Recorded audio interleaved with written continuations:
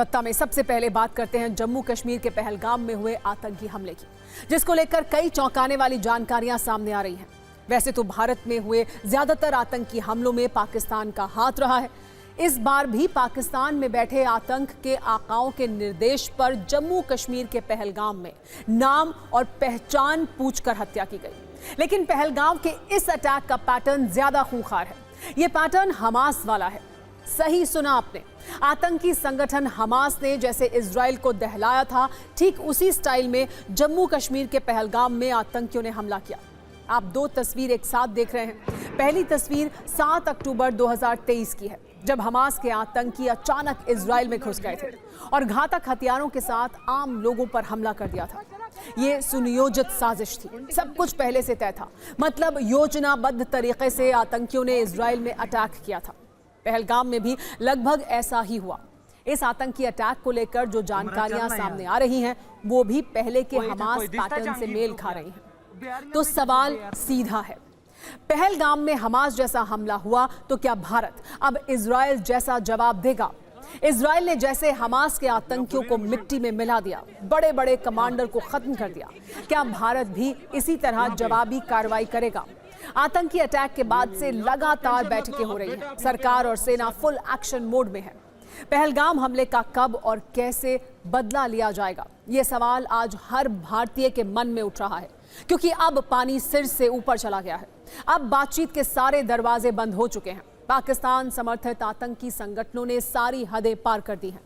अब वो विदेशी आतंकी संगठनों से हाथ मिलाकर निहत्थे लोगों को टारगेट कर रहे हैं।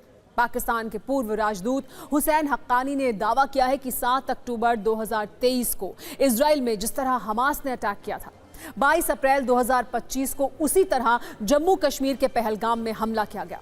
जिस तरह हमास के आतंकवादी हमले के बाद गाजा में एक भयानक त्रासदी में समा गया था, पहलगाम अटैक के बाद भी अब इसी तरह का भयावह परिणाम हो सकता है। जम्मू कश्मीर के पहलगाम में आतंकवादी हमले में 28 पर्यटकों की हत्या हुई है। मरने वालों में एक इजराइल और एक इटली का भी नागरिक शामिल है। खुफिया सूत्रों के अनुसार इस हमले की गहरी साजिश रची गई थी, जिसमें हमास के कमांडर शामिल थे। फरवरी में पाकिस्तान के अवैध कब्जे वाले कश्मीर में हाई प्रोफाइल रैली हुई थी। पहली बार लश्कर और हमास एक साथ पीओके में शामिल हुए थे। 5 फरवरी 2025 को पीओके में आतंकियों का बड़ा सम्मेलन हुआ था। लश्कर ने हमास के आतंकियों को सम्मेलन में आमंत्रित किया था। सम्मेलन में हमास और लश्कर के बड़े कमांडर मौजूद थे। हमास के प्रतिनिधि खालिद कदूमी और नाजी जहीर मौजूद थे। यहाँ लश्कर ने हमास को इजराइल हमले के लिए बधाई दी थी। आतंकी मसूद अजहर का भाई तलहा सैफ भी इस रैली में मौजूद था।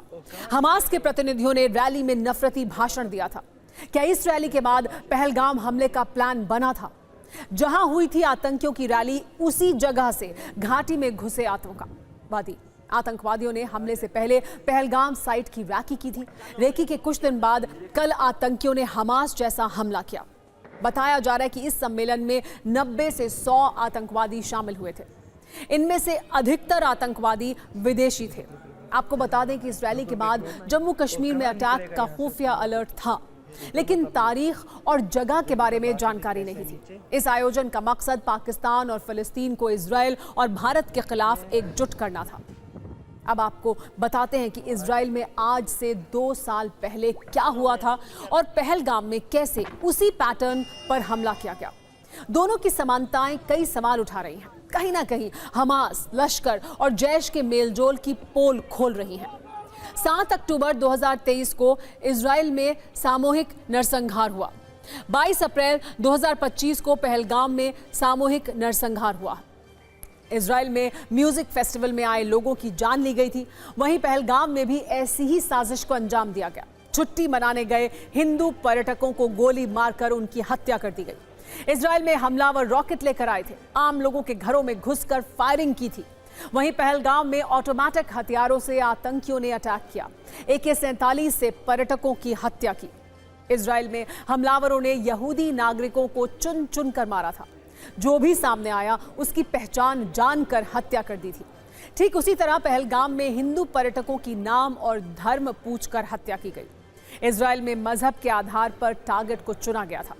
पहलगाम में भी आधार वही था। कैसे आतंकियों ने नाम पूछा, अलग ले गए, तब गोली मारकर हत्या की। इजराइल में हमलावरों ने शरीर पर कैमरे लगाए हुए थे, इससे वो वीडियोग्राफी कर रहे थे। पहलगाम में भी आतंकियों के हेलमेट पर कैमरे थे, वो वीडियो बना रहे थे। हमास पैटर्न हमले का एक और प्रमाण यह है कि इजराइल में हमला करने के बाद हमलावर गाजा में छिप गए। सुनियोजित तरीके से वो आए थे, अपने आका से मिले, आदेश के अनुसार नागरिकों की हत्या की और तुरंत वहां से फरार हो गए। पहलगाम में भी आतंकियों ने कुछ ऐसा ही किया।